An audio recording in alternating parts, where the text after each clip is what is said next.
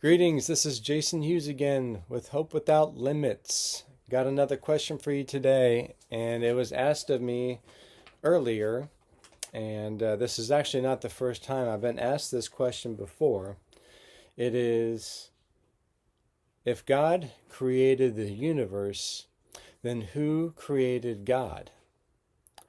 Now, that's a very interesting question, and it's a question that the scientific or the atheistic community likes to ask because as atheistic scientists or scientists in general, they generally try to look for causes of something, anything that we see and observe, from anything on this earth to something that is microscopic or to something that's outside the universe.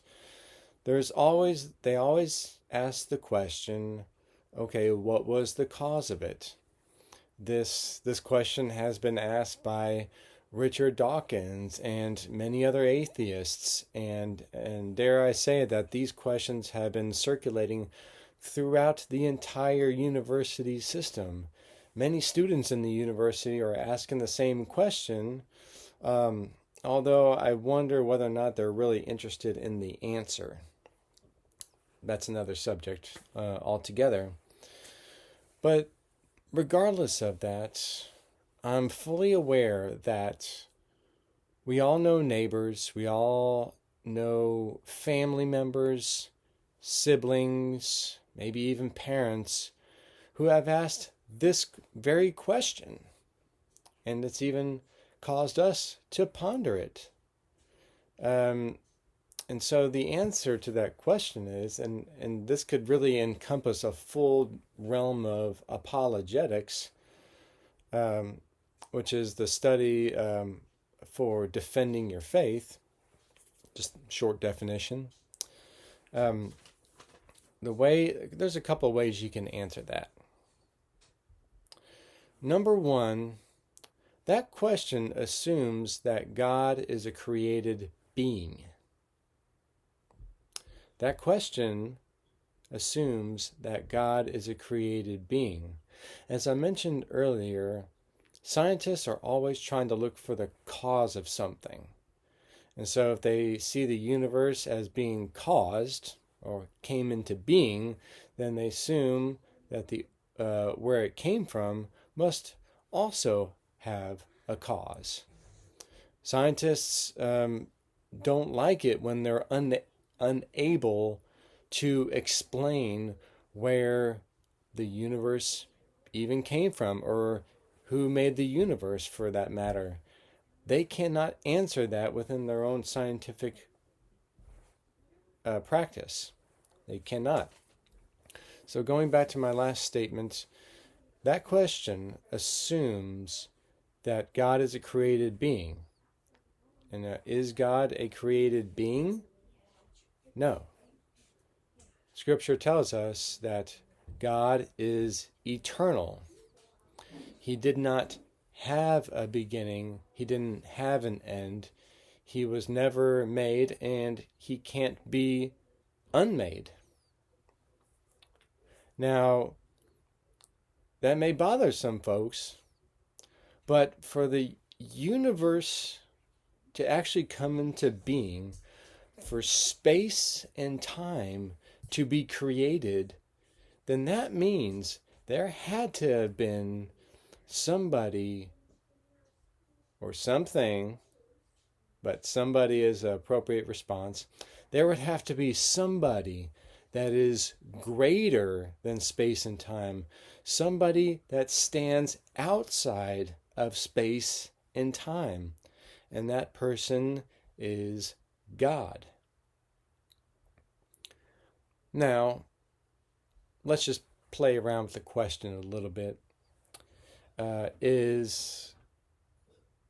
What difference would that make if God was a created being? Well, if he was a created being, then he wouldn't be God at all.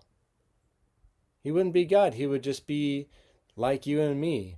With a beginning and an end, And unfortunately, a lot of times people make up God. They're called idols. There's tons of idols that have been created. Mankind has tried to create their own gods. Now, there's a lot of apologetics that we can put on this video, which I will be doing throughout the rest of this year and also into next year, because there's a lot that can be said of this. But yes, we can't assume that God is a created being. For the universe to exist, he has to stand outside of time. Now, let's ask the question now, if God does not exist, then why does anything matter at all? Who cares?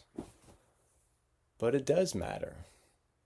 And the fact that we're even asking these questions and having these discussions, we're thinking outside of ourselves and looking upwards, trying to figure things out, that's proof positive that, at least that's one evidence that God exists. The animal kingdom doesn't do that.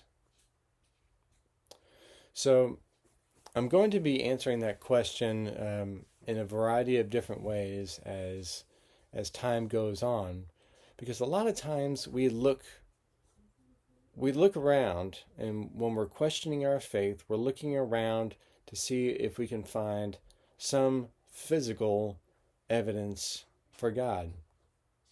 And there are things, by the way, in creation that point to a creator. I mentioned it earlier, the fact that